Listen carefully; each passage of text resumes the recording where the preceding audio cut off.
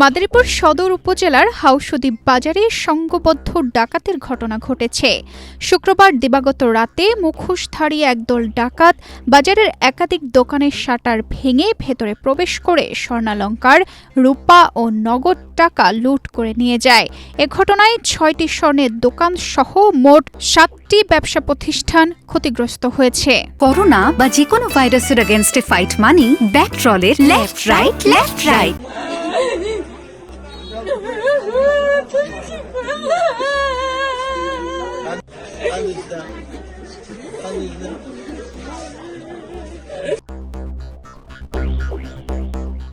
ক্ষতিগ্রস্ত ব্যবসায়ীদের তথ্য অনুযায়ী গৌতম মালের শ্রী শ্রী জগদীশ ঠাকুর জুয়েলার্স থেকে প্রায় ৫৫ ভরির রূপা লুট হয়েছে।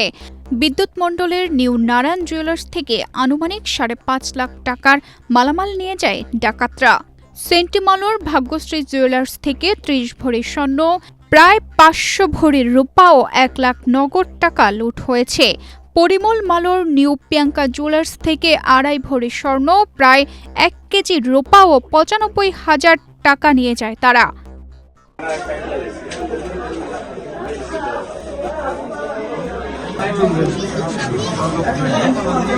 সদেব মণ্ডলের নিউ কণিকা জুয়েলার্স থেকে ১ ভরি স্বর্ণ, ৭০ ভরি রূপা ও ৪০,০০০ টাকা লুট হয়। ভরত মালোর মা লক্ষ্মী গহনালয় থেকে প্রায় ৭ ভরি রূপা নিয়ে যায় ডাকাত দল।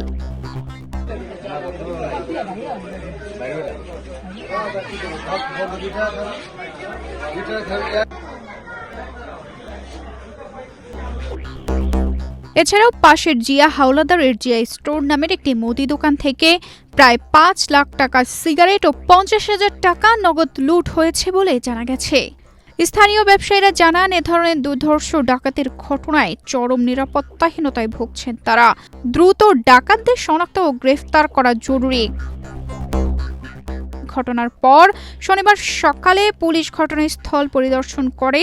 মাদারীপুর সদর থানার অফিসার ইনচার্জ আবুল কালাম আজাদ ডাকাতির সত্যতা নিশ্চিত করে জানান, জড়িতদের শনাক্ত ও গ্রেফতারের জন্য অভিযান অব্যাহত রয়েছে। এই ঘটনায় বাজারের ব্যবসায়ীদের মধ্যে আতঙ্ক বিরাজ করছে। তারা দ্রুত ডাকাতদের গ্রেফতার এবং বাজারের নিরাপত্তা জোরদারের দাবি জানিয়েছেন। তানজিদা রহমান, ইনায়া, বাংলাদেশ প্রতিদিন।